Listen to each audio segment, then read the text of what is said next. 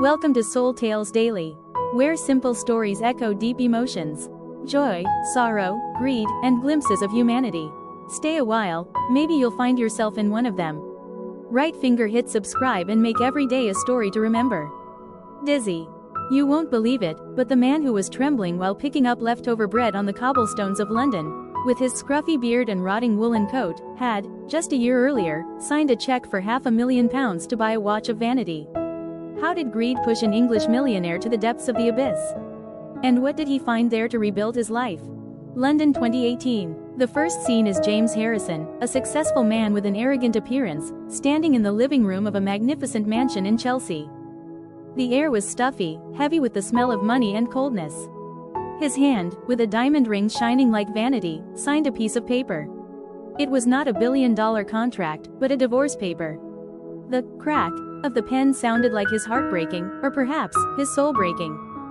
James looked straight at his wife Sarah, his eyes as emotionless as a frozen lake. "Sarah, you have to understand, my ambition is an ocean, too big for a quiet suburban house. My happiness lies in profit numbers, not family dinners. Sign this. You and the boy will have a huge trust fund, enough money to live a royal life, without any worries." Sarah, the woman with golden hair who had been with him through the years of poverty, looked at him silently, her eyes filled with disappointment and infinite pity. She did not argue, because she knew that his soul had been swallowed by money. She just put down the pen, an act of resilience, as if putting an end to a beautiful but rotten memory. She spoke in a calm voice but filled with choking pain. "James, you have it all.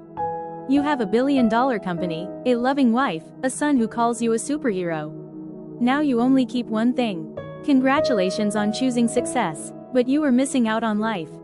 Sarah and her little son, with his big round eyes, moved out of the lavish house, taking with them an old suitcase filled with memories and love. Meanwhile, James was thrust into a whirlwind of power, lavish champagne parties, and transcontinental flights. He felt as if a burden had been lifted. He thought his new life was one of freedom and endless wealth, alongside his assistant David, a handsome, smooth-talking man whom he trusted completely.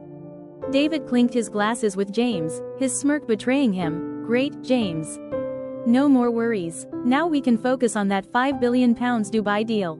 Your future is brighter than ever." 3 years later, at the height of James's stardom, a phone call ended it all.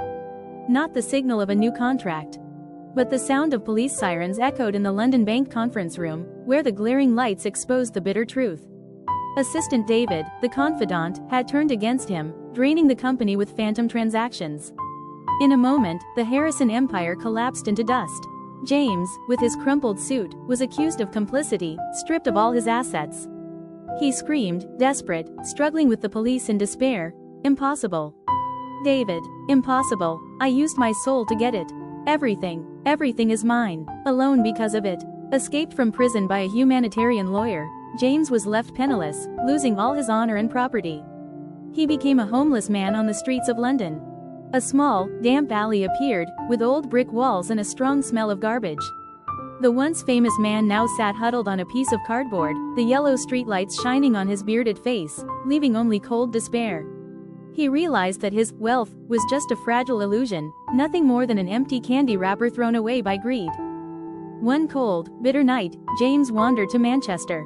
Through the misty window of a small cafe, a simple scene made his heart ache. He saw Sarah, his ex-wife, smiling gently while serving customers, her face strong but her eyes warm. Beside him was his son Leo, with blonde hair, doing his homework under the soft yellow light. The room was small and old, but filled with laughter and peace. They were poor, but the flame of their happiness burned brighter than any diamond. James dared not enter, afraid of polluting that holy space with his haggardness. He stood there, tears streaming down his face, realizing his terrible mistake. He stood at a crossroads of regret and his last pride. A job. I'll have to start from scratch, no name, no money. Can I do it? Finally, he threw off his old coat, walked into a nearby restaurant and applied for a dishwashing job, accepting to stand behind people he had previously refused to look at. Started from scratch, washing dishes, to earn money for a train ticket to visit Sarah and Leo. He took the time to go to Sarah's cafe, not just to apologize, to prove that she had changed. Sarah watched him, her eyes still filled with the skepticism of someone who had been betrayed. One time, Leo was sick. James stayed up all night outside the hospital door. Finally, Sarah saw his sincerity and selfless patience. She placed a cup of hot tea in front of him. "James, please sit down. I know, you have always been a good father in Leo's heart. No matter what." She gave him a small challenge. "If you want to go back, help Leo fix this old bike. With your own hands, not with money." James did as he was told, painstakingly fixing every detail. Leo, with the innocent and tolerant heart of a child, always welcomes him with the warmest arms.